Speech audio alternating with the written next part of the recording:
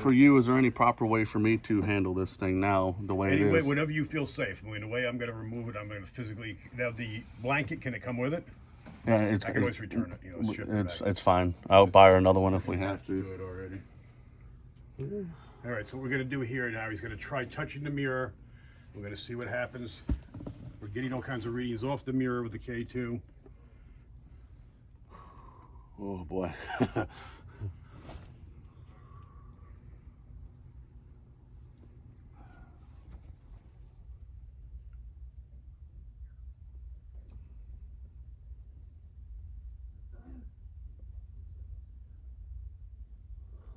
I just feel really anxious. Look at these readings off this.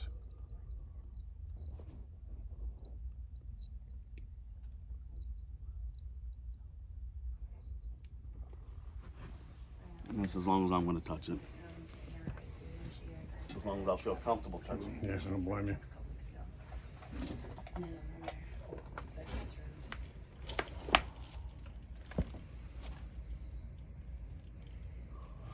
Getting that sick feeling again. Yeah. Ugh.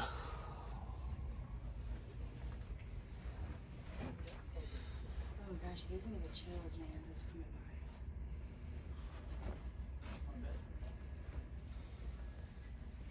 Yeah, hold up. All right, since I've got it going, explain to me what you believe is trapped in this mirror. What Apparition Paranormal Investigations believe is trapped in this mirror is a very unhappy demon. There are routes that we took. You know, we took the scientific route. Our job is to disprove first through science and recreation. First, to disprove. There were routes that took us to the actual demonic section of this investigation. A lot of physical harm, a lot of physical abuse, mental abuse. Also possessions inside his home. This thing that's in the mirror is not happy. It doesn't like anybody in this home. It doesn't like anybody. It's a very dangerous and nasty thing. It's neither he or she, and to me, it is what we call biblical. When you're dealing with these kind of dark energies, unfortunately, if you don't believe in religious preference, this thing in here will definitely make you believe in something. Yeah, we're getting all kinds of activity now since we've been here. As soon as I got here to meet you guys, I was picking up activity just around the house, which is odd. I mean, there's some power lines that are away from the house here. I did not find there's going to be a buried line coming in at some point, but I'm picking up a 0.3 to 0.5 around the house. Inside, it's actually quieter. Yeah. I mean, the room in here, I was getting a 0.3 until I get anywhere near this thing, and this thing's just screaming here. This mirror will make you sick. This mirror will make you sick, and I would suggest that if you look into it, that it's your own fault. If that's what you're gonna do, I would suggest people to sign something or. And we see every time we get near the mirror, we're getting some activity. It kind of comes and goes, but that's what you're looking for. If it was constant, I would assume it's some electronics in the place.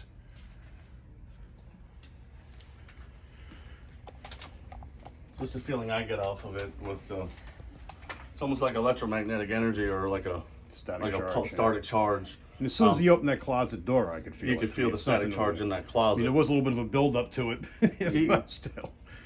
When the pastor was doing his thing, you could literally watch this thing retreat, and he came in here. That's why I met him in the bathroom. The last final ditch effort was the conduit, which was Dolores. She was saying exactly where this thing was as we were seeing it. So the last ditch effort was to come in here and run away and to go back into this thing to try to do whatever he wanted to do. We call it recharging. Kind of just running away from us, getting his energy and coming back. Right. But at that point, I honestly thought that there was no recharging for him. He was already at his full capacity. He could do whatever he wanted to. He crossed boundary lines that he should never have crossed to begin with. That should have been safe. So with that, he retreated back into here at that night, and we did our best to seal that mirror and put the word of God and Jesus Christ onto this mirror And evidently it worked. I mean, we You did definitely what got something there. we did what we knew how to do, and how to do it the way we know how. So, the best way. And it proved correct. So, but I get nauseous even just touching this mirror. You know, but I refuse to look into it at the moment. It may be just a little residual fear on my part too, as well. But I can feel the fear sitting in on me. but it just creeps up on you and sits on top of your shoulders, and you're just like, it's not even like when you get scared at a haunted house. This is like 20-fold. It just sits on you, and it's this dark, repressing feeling. It's heavy. It's heavy. Now, when I first got here, you didn't even want to come into the house until everyone else got here. No, because of certain instances that happened with it. And like right now, it's doing it again right now. I can feel it because it's making me emotional right now. My eyes are starting to water. And it's because the link that we have together throughout this whole entire investigation, that I was kind of the protector over her, and this thing was hitting me like a ton of bricks emotionally to chase me out of the house so it can get to her.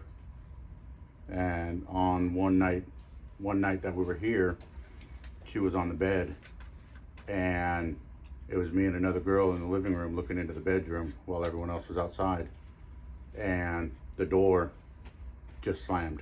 It should have came off the hinges. So this door right here. This door right here. It slammed really hard. And it was going after her. And then Dolores, the conduit, even pointed her out that this thing in the mirror wanted her, and then singled me out also, that it wanted me. But it didn't want me, it was scaring me more than wanting to do harm to me, because it wanted to separate us two to get to her. And then it was like the same thing I was telling you outside with the video, and I got to show you this, where once Dolores got up out of the chair and we're taking her outside, you can hear it on EVP, and you can hear it on the video recording of whatever this is was talking and following Dolores out the door. And then when she was standing at the door filming them outside, you can hear it talking right next to her. And it was a disembodied voice. But with all the commotion that was going on at the time, nobody could hear it until I reviewed the video and everything. But yeah, this thing here, if someone's ballsy enough to stare into that mirror, then I wish them the best of luck, because this mirror is nothing. I've been to Zach Baggins' museum. I've looked into the mirror over there several times for several minutes. But this mirror here will make his mirror in his museum look like child's play. And little touch off on yours, that way we get the complete story. Unfortunately, we did an experiment where she was in here. We always had somebody close by, or we do teams of two, because we never know what we're going to deal with, and it's just a safety precaution that I have set standard for this team. Frank was sitting in if you're out in the living room right now, in the right chair. The furniture was rearranged a little bit differently.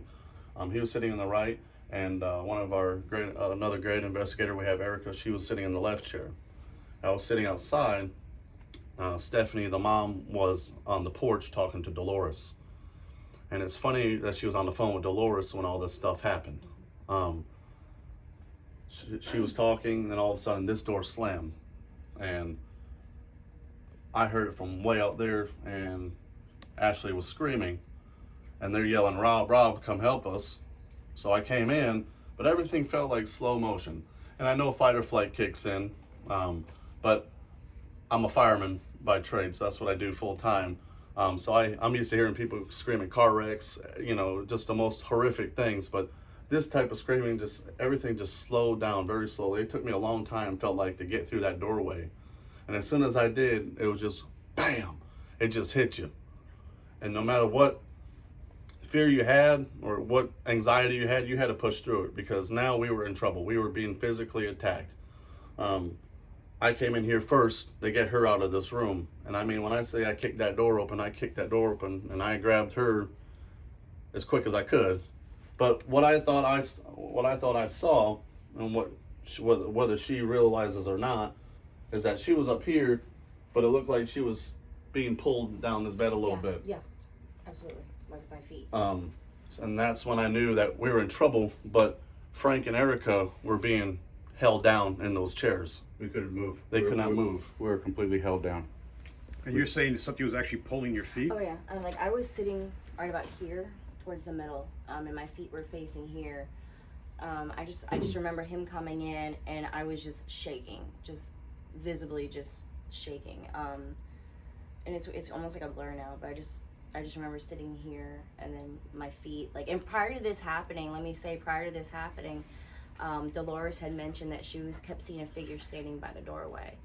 And shortly after that, you could feel the bed started not shaking like it was bouncing. It was like pulling back and forth.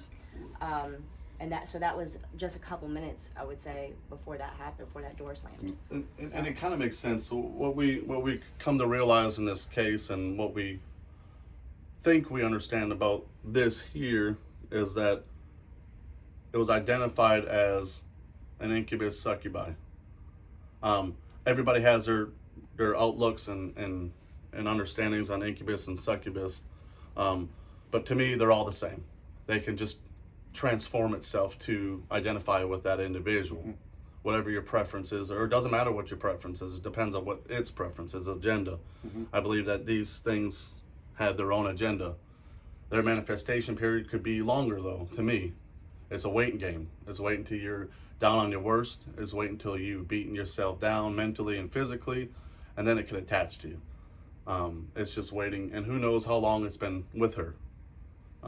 She says she had other experience at other homes, but this is, to me, is an end result of dealing with certain things that you should not be playing with, as far as the Ouija board, the family's introduction to witchcraft. Her mother on her deathbed, she had this mirror in that room. Her Stephanie's sister's boyfriend is actually into paganism. He believes in the devil and all that stuff. So she didn't have the strength to do much when she was on her deathbed, but all of a sudden, she had the strength to sit up and scream to the top of her lungs, "Evil!" I'm starting to get a little heavy on my eyes right now. You can feel in this room. It's thick. Yeah. It's dense. I mean, It's not like it's warm in here. It's chilly. It's not like it's humidity. It is, I mean, and that's another factor too. It got really warm in this house, like extremely hot. But her mother sat up out of that hospital bed, and she yelled, "Evil, evil!" And she tossed that big old metal cup. Mind you, her legs were falling apart. Her body was disintegrating. So to have that kind of energy to sit back up and to call out that individual who's in that room about evil, and this mirror was associated with that death and in that room at the same time, I believe maybe that was the main benefactor to that as well. But I think there was other things following her at the same time as well, just added to the whole collection.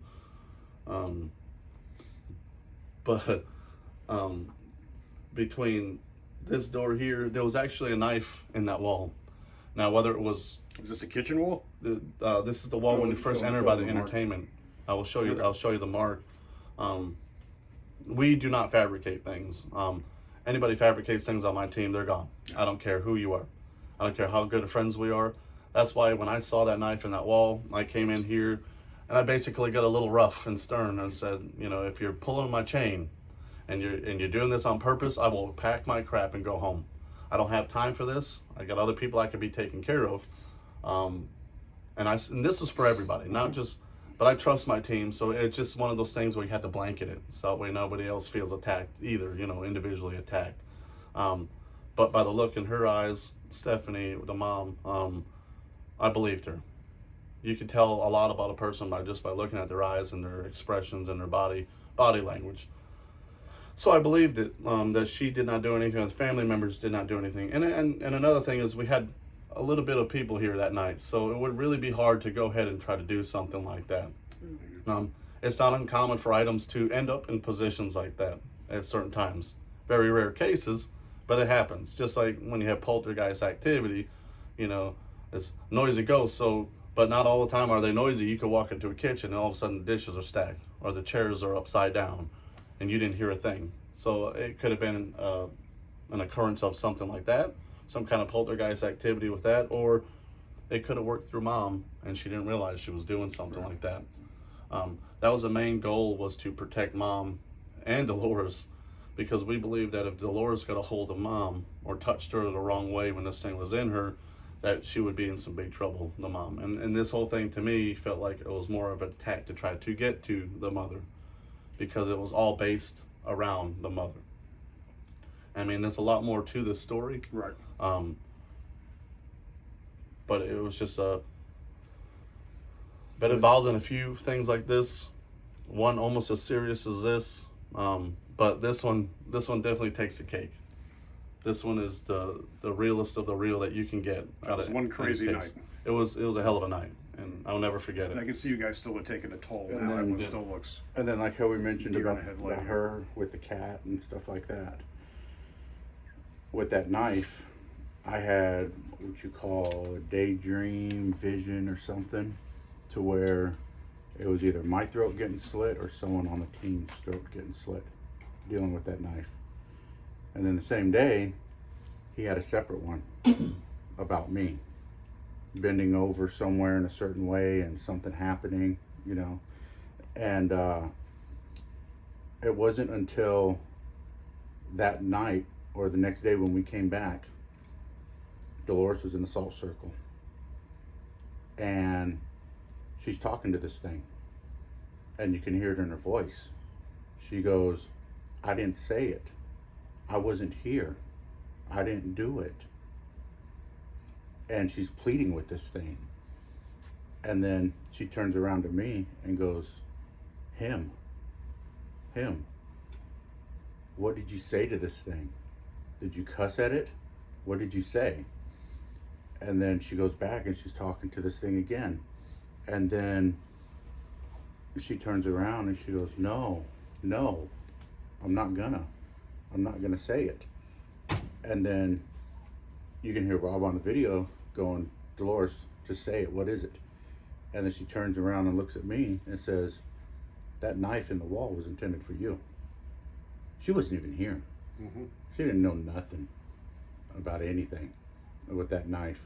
And then, but it was another scare tactic with this thing, trying to make me leave the house. He was doing it with all the males. All the males. He was pushing our buttons to where he wanted us away from all the females. Playing with all your minds. Yeah. And I told Frank at that point outside, and I'm going to be as genuine as I can, Frank, and you know, I'm very blunt about these things, especially when we deal with this. We have a family to take care of. I will not falter. I will not fall to anything. I've never left a case, and I will never leave a case. Now, I may go back to the drawing board and go back and get higher beings if I have to, or heavy hitters, I call them. But we will not falter. And I told Frank, and I almost felt like I was yelling at Frank, but I was just trying to give him like almost just like a speech, you know, a motivational speech to, we cannot falter to this thing in this mirror or wherever's in this house. One, because we lost the battle. In the end, we would lose the battle. In return, if we lose this battle, that family loses. And that's not what we're about. We're going to stay until you can knock me down, you can drag us out, you can scratch us, bite us, you know, make us float across the room if you want to. But I'll be damned if you allow that family to get hurt. Yeah. It tasted for a split second, it did taste victory. I'll admit that. For a split second, whatever's in that mirror tasted victory for a split second. But once we gathered ourselves and came back in the house, and then Pastor Tim showed up, and after that, it basically knew it couldn't do anything. It didn't mess with any of us in the house, emotionally, physically, or anything.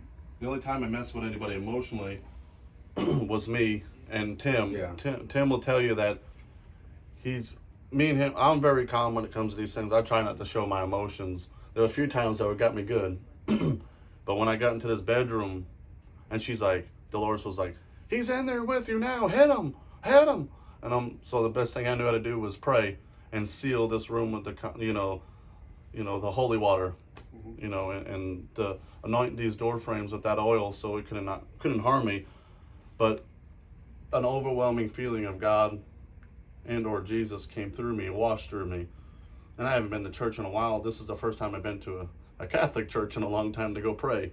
And I made sure we did that and we got blessed. So I'm glad we did that beforehand, because I feel like if we didn't, we would have been in some trouble. What happened in this room was a magical and special thing. It is a force that you have no understanding of unless you actually experience it yourself. And when you do experience these things, it allows you to grow with your mind. It grows in your faith, but also grows with the understanding of how to deal with these things. Unfortunately, the way you learn how to deal with these things are to hit them head on. And sometimes the approaches may not be good. Sometimes the approaches may not be correct, but that's why we have a good team and we learn and we go onto the drawing board and keep on. Okay, well, this didn't work. This happened to one of us. But we stuck together as a team and a family, and I think that really pissed it off. But I honestly think that this thing here is an incubus or a succubus. It only attacked the females. It only attacked the females. That's all it wanted. Unfortunately, there was some history shared about this family that Dolores did not even know.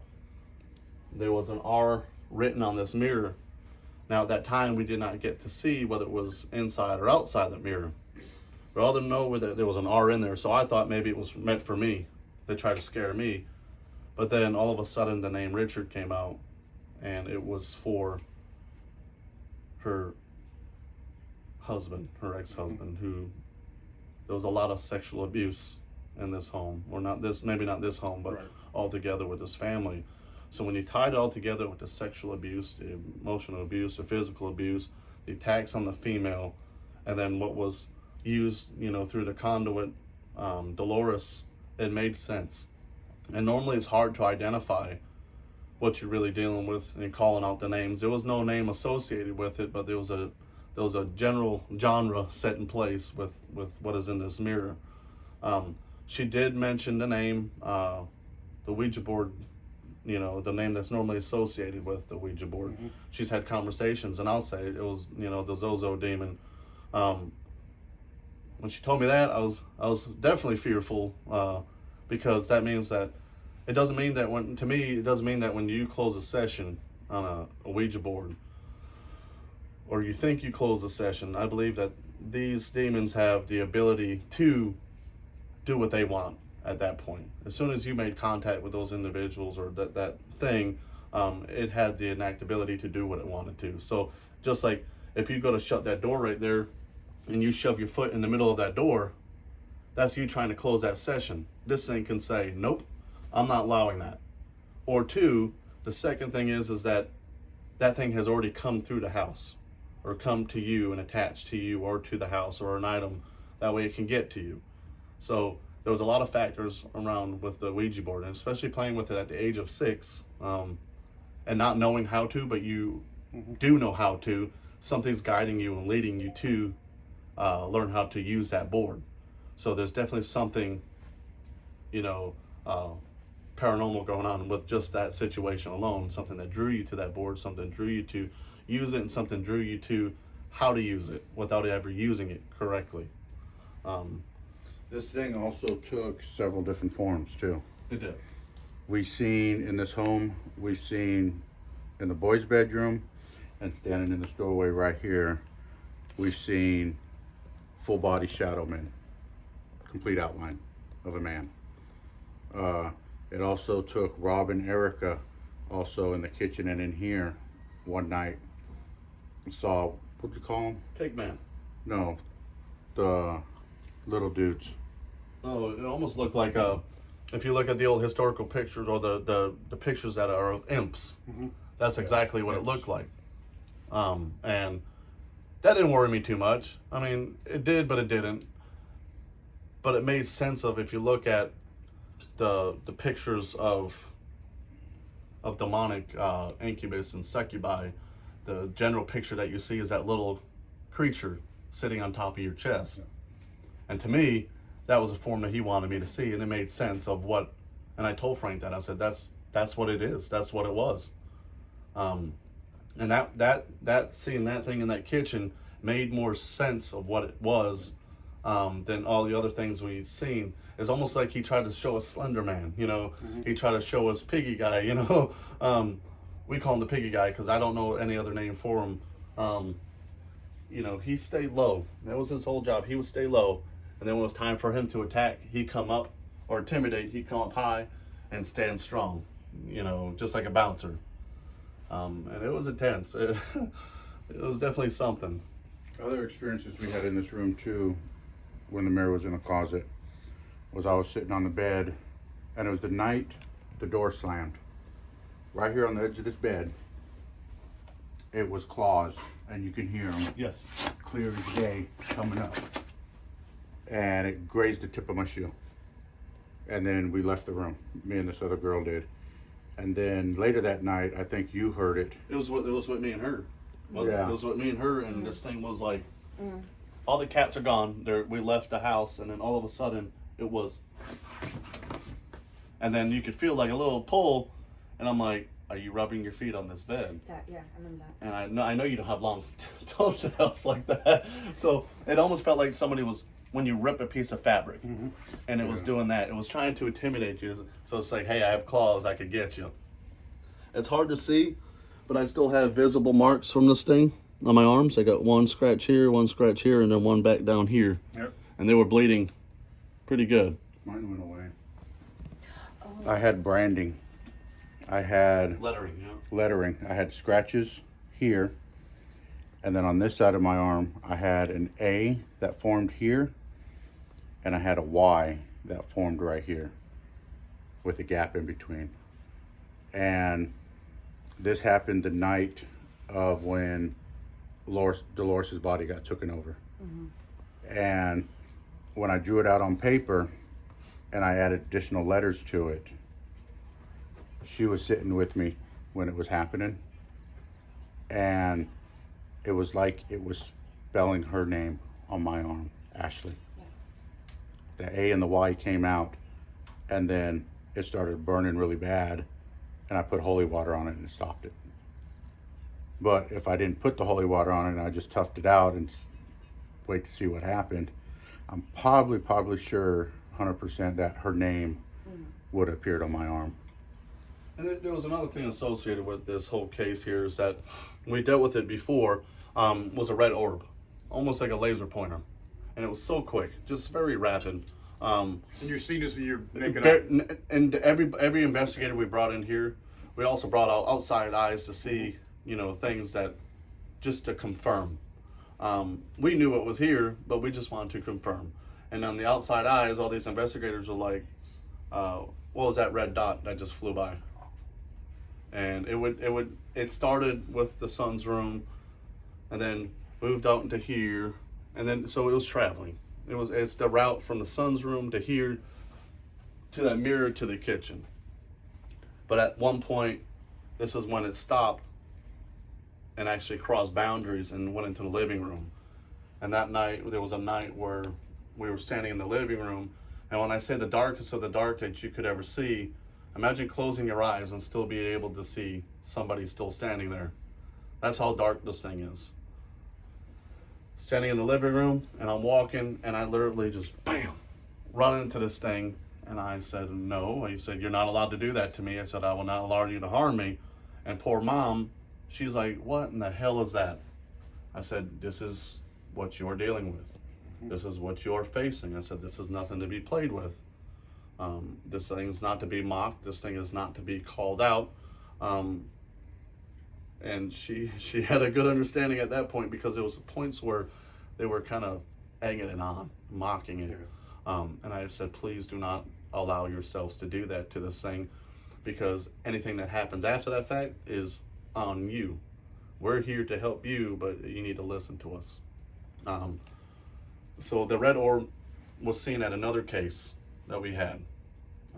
And this was Rachel's house. I'll call her name out because she don't care. But the same orb, and as soon as I seen that orb and these scratches come up on me, I was like, I know what we were dealing with.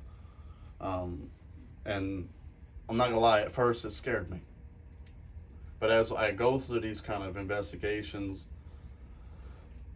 I guess maybe the fear just stops. No, I'm very open and alert to things that are happening. But throughout the investigations, I really don't intimidate or scare easy, because I don't allow these things to take control of me. I don't allow it to manipulate me. Now, this is the only one that manipulated me a little bit, was my dreams, which scared me because it involved people I cared about, people on my team, people, the family that we're taking care of.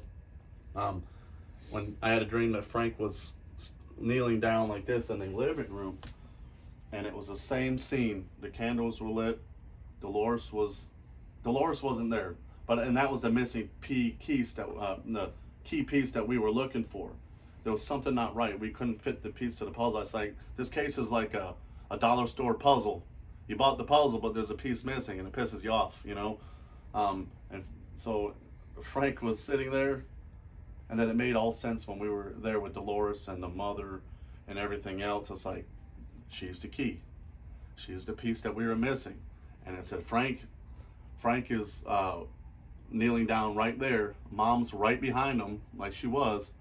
And Dolores is right there. So I said, Frank, get up right now. Get your ass up and go sit down. And Frank, I didn't have to say anything to him. He automatically knew what I was getting to. And it was just crazy. All the dreams, everything that we dreamt about came true. It was manipulating. It was trying to scare us. It was trying to say, I'm bigger and better than you. And so at that point, when the cat died, it was war. I'm sorry. When that cat died, it was war, because the next dream that was after that was the daughter. And I'd be damned, you know, unfortunately it's sad if a cat passes away or an animal passes away.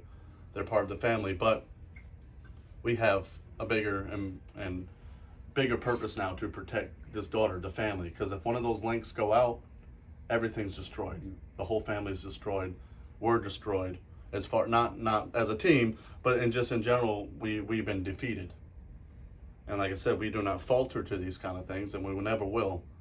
And I'd be damned if I'm going to let something that's in a mirror or a demon or anything like that take control of me or my team or Frank's team or Josh's team. We set the pace. You know, and that's why I want to tell all the investigators is that if you come across something like this, take a minute to think. Take a minute to go to the drawing boards, hold meetings. Don't just rush into it and say, this is what we're going to do and it's going to be successful, because we did a lot of things here that were not successful. But then when we finally put the case all together and took time to realize what we were dealing with, it became successful. I'm going to wrap this up real quick here, and we'll go back. This is Steve Barcelo from the Cryptozoology Museum. I'm interviewing this team here that's been going through this nightmare to help out this family. We're here basically we're going to be removing some items to bring to the museum and store them properly. The mirror here is one of the items. I'm going to cut this video short now, and we'll start another one. We're over 30 minutes on this. All right, don't forget to like, subscribe, and share. I'll be talking to you soon. This was